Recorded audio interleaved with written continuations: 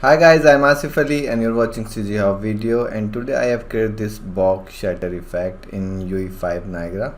You can see this box is shattering into these sprites, these planars, and when I'm moving this sphere away, these just go back to the box, and this with this glowy edge.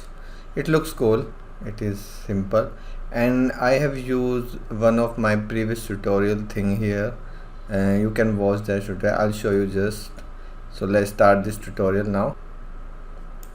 So for this you can go to my YouTube channel. Let me just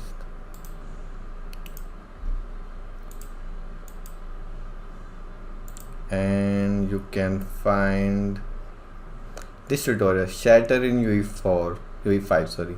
So in this I'm shattering this bottle, this shield, and this is the same thing I used again, but this was just a bottle from one side. So what I did, I took a box one side, and because this box looks similar, same from each side, so I used that planar and duplicated it for all sides, and it becomes a box.